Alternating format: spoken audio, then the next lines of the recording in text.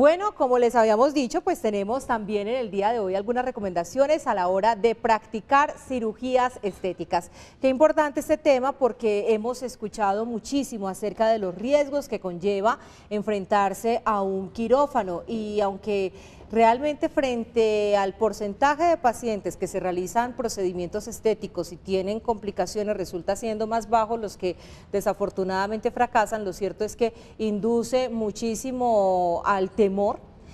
También se genera incluso un ambiente poco propicio para este tipo de prácticas quirúrgicas y estéticas, pero qué importante también despertar conciencia a través de la formulación de un procedimiento serio y con responsabilidad, que es lo que puede marcar la diferencia entre la vida, la muerte, el éxito y unas consecuencias que sean favorables en materia de cirugías. Nos acompaña hoy el doctor Julio César Eusellanos, médico cirujano, a quien le damos la bienvenida en esta tarde de Mujeres en 3D. Muchas Doctor, gracias. bienvenido.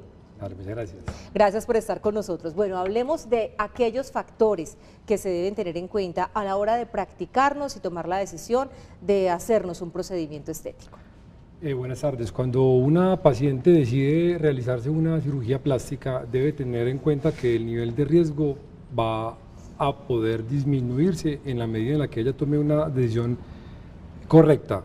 Esa decisión depende de su estado de salud mismo, de su estado psicológico, pasa por el cirujano, la adecuada escogencia de un cirujano y la adecuada escogencia de la clínica donde finalmente se va a realizar ese procedimiento. De modo pues que no toda la responsabilidad recae en el cirujano, sino desde la misma elección y decisión que la paciente está pues tomando. Doctor, muchos han hablado en estos días acerca de que existen falsos cirujanos plásticos, de que no todo el mundo se encuentra acreditado y de que cirujanos o médicos que no cuentan con la especialización estarían realizando este tipo de procedimientos. ¿Cómo puede un paciente cerciorarse, asegurarse y asesorarse acerca de quién sería una figura profesional idónea para practicar un procedimiento estético? Es un problema muy grave al que estamos sometidos no solo en Colombia, sino a nivel mundial. El fenómeno se llama el intrusismo, es la forma como personas que no están formadas para ser cirujanos plásticos toman la decisión por negocio o por alguna otra razón de ofrecer o ofertar servicios como cirujanos plásticos cuando no lo son. Por supuesto, esto aumenta ostensiblemente el riesgo de vida y el riesgo de mortalidad para los pacientes. No quiere decir eso que los cirujanos plásticos de verdad no tengamos riesgos. Por supuesto que el riesgo va a estar inherente al acto de nuestra profesión. Sin embargo, estamos formados para que ese riesgo sea mucho más bajo. Ahora, ¿cómo puede hacer una paciente para darse cuenta de quién es quién? Lo primero es tener la claridad de saber investigar a su cirujano, no solo basándose en su página web, porque el cirujano en su página web dice lo que quiere decir y soy el mejor y punto, no. Antes decíamos el papel aguanta con todo, ahora total. podemos decir la web aguanta con todo. Total, sí. Entonces la gente se confunde porque dice, no, yo lo busqué en la internet y él está, no. En la internet está lo que uno quiere hablar de uno. Entonces no es el mecanismo más idóneo para que lo verifiquen. Cada paciente debe consultar en la Dirección Seccional de Salud de Antioquia, si es en Antioquia o en el departamento que corresponda, e idealmente en la Secretaría de Salud de cada municipio, en este caso Medellín, donde se informa la idoneidad y la veracidad de la formación de ese cirujano. Además, la Sociedad Colombiana de Cirugía Plástica es una agremiación académica en donde, si bien no todos los cirujanos plásticos verdaderos están afiliados, sí la mayoría de ellos estamos ahí y se comporta como un elemento académico de garantía más para los pacientes, que es de fácil consulta y permite que el paciente verifique en la membresía la idoneidad de ese cirujano. La página es muy fácil, es www.cirugiaplástica.org.co.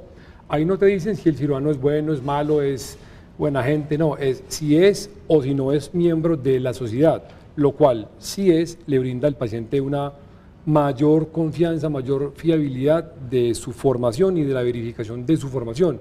Hay un pequeño grupo de cirujanos que no pertenecen a la sociedad, pero ya le queda a la paciente el recurso de verificarlo con la seccional de salud o con la secretaría de cada municipio. Ahora, el Tribunal de Ética Médica también podría ser otra fuente de consulta para los pacientes, porque claramente sirve como un referente de la fiabilidad de ese profesional que le está ofertando servicios. Para ser cirujano plástico hay que estudiar medicina 7 años y hay que hacer una especialidad formal de tiempo completo de 4 años o de 5 años en determinados países.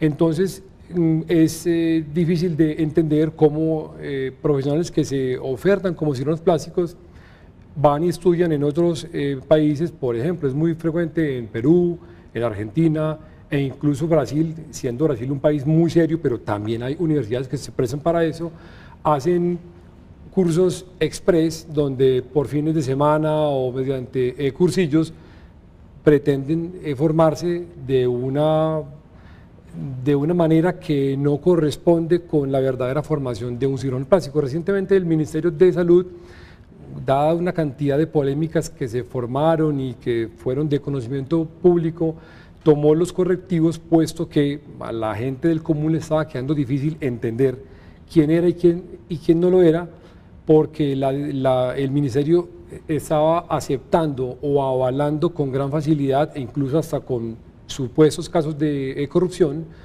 la idoneidad de profesionales que realmente no tenían una formación adecuada. Eso iban a hacer esos cursillos en el exterior, traían los diplomas, los validaban como si fueran cirujanos plásticos y eso fue lo que se acabó. Eso es lo que esperamos, o lo que se pretende que se acabe. Lo que esperamos que se haya acabado. Un escándalo muy grande con eso en la terminación del periodo de la doctora Gina Parodi.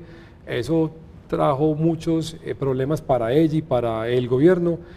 Creo que hay procesos ya levantados por la Fiscalía contra algunos funcionarios del Ministerio que se prestaban para avalar estos títulos, que cobraban hasta cifras, decían en la revista Semana, más de 100 millones de pesos por el aval del Ministerio. Eso es algo que es muy grave.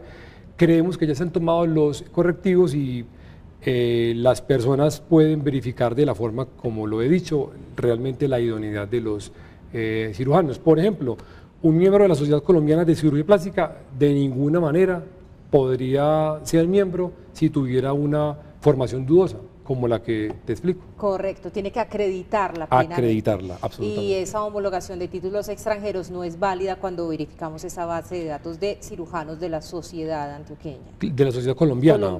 Sino muchos cirujanos plásticos son formados en el extranjero, pero la sociedad colombiana somete su currículum a un estricto mecanismo de verificación de su formación, y si ese cirujano formado en el extranjero es avalado por la sociedad en calidad de miembro aspirante o de miembro de número, con toda seguridad para el paciente que es una persona confiable y que ha pasado unos filtros académicos suficientes para que sea un cirujano plástico que pueda ofertar los servicios que ofrecemos con confiabilidad. O sea que aparte de los años de formación como médico, son 7 que... Son 7 como médico, sí, y son 4 o 5 más como cirujano plástico. De la especialización. Exactamente. Muy bien, y 4 años, hágame el favor, es bastante tiempo frente a los que pretenden homologarlo en una semana. ¿Cuál sería la diferencia, doctor, entre un cirujano plástico y un cirujano estético, que es también otro nombre que encontramos? Y dicen, no, es que él es cirujano estético. Claro. ¿Cuál es esa?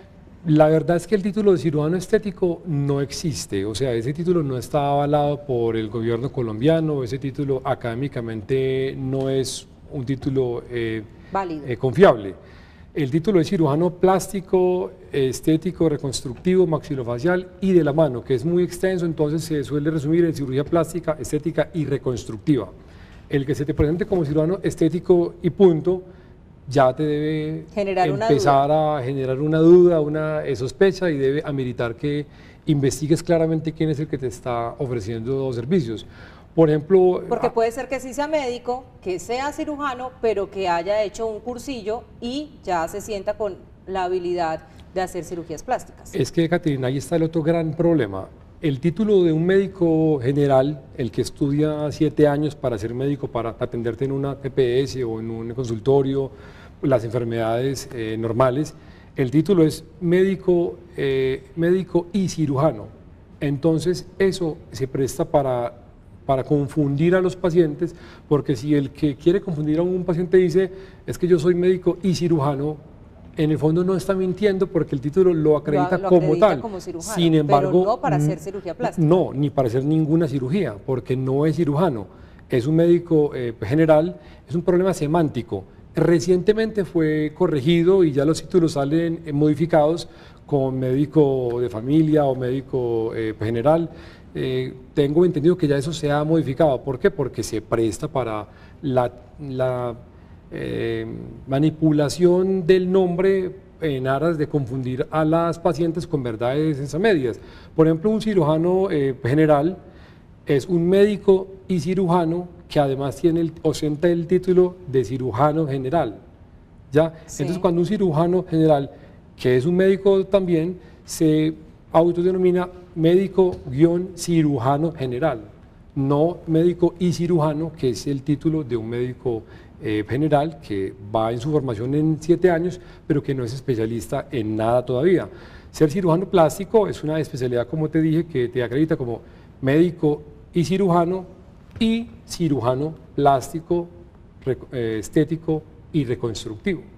Entonces eso hay que dejarlo muy claro, se presta el término para que se confunda las personas, y los que delinquen dentro de la falsa cirugía plástica se aprovechan de cualquiera de estos espacios estrechos que hay para confundir a la gente, y luego en los estrados judiciales dicen, no, es que yo no he mentido, porque es que finalmente, vea mi título que es pues, lo que dice.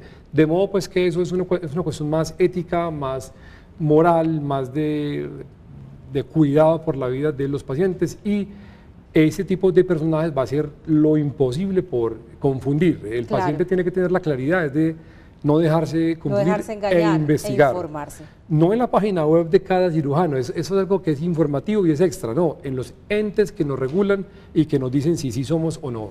Muy bien, y es importante también escoger el sitio entonces ya donde nos vamos a realizar la cirugía, y un cirujano plástico pues nos llevaría efectivamente a un lugar idóneo.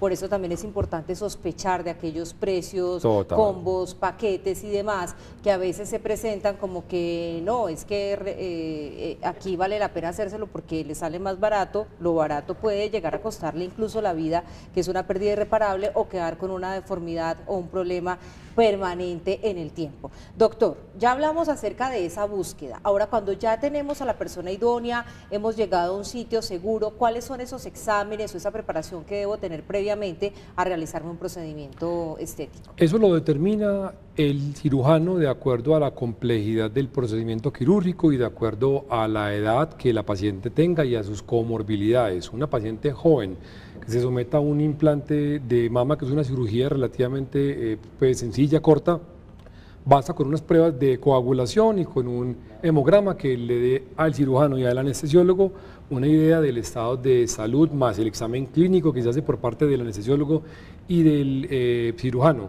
Es bueno tener una ecografía previa de las mamas porque se comporta como una prueba base para futuros estudios para esta paciente. Ahora, si la paciente tiene más de 40 años o la cirugía que se va a someter es una cirugía de 4 o de 5 horas, otros exámenes como una glicemia, una función renal, un electrocardiograma, unas pruebas de función tiroidea van a entrar a ser parte de la valoración prequirúrgica de la paciente. Eso tiene que estar perfecto, totalmente bueno para que la cirugía se realice y la cirugía tenga un margen de riesgo aún menor. Siempre se busca eso, bajar el riesgo lo más posible. Ahora, que además siempre va a existir un margen. Que no haya riesgo, eso es imposible. Uno busca es seleccionando una buena paciente, o sea, que no sea obesa, que no esté enferma, que no tenga aspiraciones estéticas irreales, que no pretenda cirugías múltiples, triple combinadas, que son cirugías que aumentan el riesgo en relación al trauma físico y en relación al tiempo quirúrgico. Aunque el cirujano, cuando es idóneo, limita esas aspiraciones de la paciente buscando seguridad, todos esos elementos influyen para buscar seguridad. Muy bien, ¿y cuáles son esos procedimientos que más se realizan y cuáles son los riesgos también que podría presentar una persona? Me imagino de antemano que podría ser la liposucción y de pronto también los implantes de senos lo que más acuden los pacientes. Probablemente los implantes de mama, la liposucción o lipoescultura, las abdominoplastias, las rinoplastias, las reducciones mamarias son los procedimientos más frecuentemente realizados en la cirugía plástica mundial. Los riesgos tienen que ver pues, con el tipo de cirugía. Hay riesgos anestésicos que se discuten pues, con el anestesiólogo, hay riesgos quirúrgicos. Los riesgos quirúrgicos pueden pasar como por una perforación que se da en una liposucción, un tromboembolismo pulmonar, que es una complicación letal, catastrófica, que uno hace hasta lo imposible para que no pase. ¿Qué hace uno? Se mandan o se prescriben medicamentos antitrombóticos durante y posterior a la cirugía, se evitan cirugías de más de 6 horas, se usan medias antiembólicas, se usan dispositivos de compresión venosa neumática, se evita la cirugía triple combinada, se estudian los antecedentes de los pacientes, que no sean abortadoras frecuentes, que no tengan síndromes inmunológicos que predispongan a este evento, que no tengan problemas en la circulación tipo varices, el consumo de anticonceptivos. Hay una cantidad de elementos que se analizan para determinar el riesgo, para valorarlo. Cuando el cirujano decide hacer la cirugía, pese a que hay un riesgo, es porque el nivel de riesgo de esa paciente finalmente es bajo. Pero las trombosis, las embolias, las perforaciones, como dije ahora, en una lipo son lo más letal que puede ocurrir y puede llevar a la muerte, inclusive en ciertos casos. Eso es muy raro, es muy infrecuente, pero hace parte de los riesgos. ¿Qué tan frecuente es que ocurra en esos casos? Cuando los pacientes están bien escogidos, ese riesgo es inferior al 0.05%, se acepta un caso por cada 5.000 pacientes, es un riesgo que son realmente bajos, ¿cierto? De modo que si se toman más medidas de precaución, se hace aún más bajo ese riesgo, más nunca será de cero, ¿cierto? Hay otros riesgos menores como hematomas, que son acúmulos de sangre, o hemorragias, un vaso que no se cauterizó de buena forma o que sangró en el despertar de la paciente o del paciente, una mala cicatrización. Yo aprovecho ese espacio para dar claridad de algo. La cicatriz, que es un elemento negativo de la cirugía plástica y de cualquier cirugía, pero que es más castigado en la cirugía plástica, es un fenómeno que depende de varias cosas. Depende del cuidado que el cirujano tenga durante la cirugía, que uno procura por formación que sea el mejor posible. Depende del cuidado que la paciente tenga posteriormente con el manejo de la cicatriz, lo instruye el cirujano, pero la paciente tiene que colaborar con ese proceso que dura 1 año, y depende también de las condiciones genéticas propias de cada paciente. Eso se sale de las manos de la paciente y del cirujano. Eso absolutamente, absolutamente. Entonces, uno puede verificar que hayan antecedentes que lo hagan a uno pensar en que hay riesgos mayores que otros, pero la cicatriz siempre va a ser un asunto impredecible, que aun cuando es de mala forma, que cicatrices mal, pasado 1 año, se pueden implementar mecanismos quirúrgicos, o antes del año, mecanismos no quirúrgicos para mejorarla o para difuminarla, nunca para borrarla. El concepto de borrar cicatriz no existe, es irreal. Uno simplemente cambia una cicatriz fea por una cicatriz más discreta, sí, más bonita, que se esconda más y que haga que la paciente interactúe en su vida personal con más tranquilidad. Pues doctor Julio César Eduse, muchísimas gracias por acompañarnos en esta tarde, ayudarnos a despejar también el panorama acerca de las cirugías estéticas, que además sabemos Antioquia es uno de los departamentos, yo creo, del país donde más se realizan, sí, pues por lo menos comparativamente por tasa de población, y un teléfono donde puedan también contactarlo nuestros televidentes, que seguramente quedan con muchas más inquietudes y que puedan obviamente solventarlas. Perfecto, no, mi lugar de atención es el consultorio 1733 de la Torre Médica El Tesoro, y el teléfono de mi consultorio es el 444-5464. Atendemos de lunes a sábado en cualquier cosa que les pueda ser útil, con mucho gusto. Doctor, muchísimas gracias.